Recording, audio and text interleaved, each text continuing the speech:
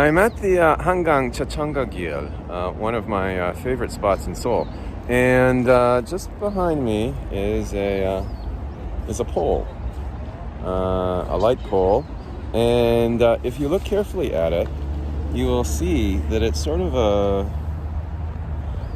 it's kind of a brownish color, and that brownishness extends right up to around this point here, which is almost as tall as I am. I'm around 173 centimeters, I think, around 5'11".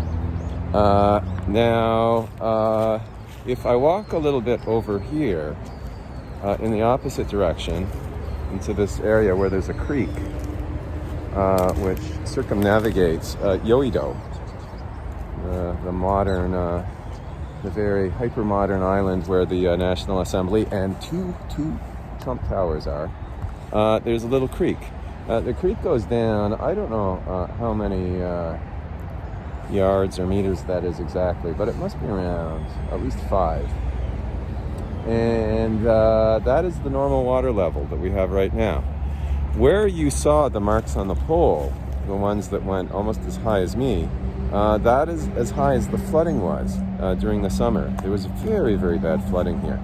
And the reason I'm mentioning this is because this year, despite the fact that people have been preoccupied with the coronavirus, and also despite the fact that it has had a rather salutary effect on the atmosphere, the air has been quite clear, quite nice this year. Because certain kinds of pollution have been reduced. Nevertheless, it is a warm year. It has been a warm year. Those rains, those really torrential heavy rains, were the result of global warming, in part. If you don't want to take my word for it, talk to just about any Korean, especially young Koreans, and they will express the same opinion. That's certainly been my experience talking to many students.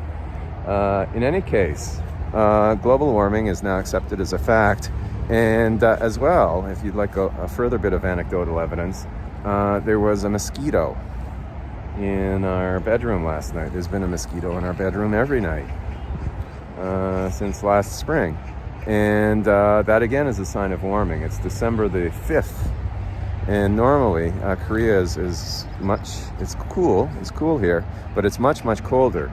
And it kills those mosquitoes off. The year just hasn't been that cold. The mosquitoes haven't been killed off.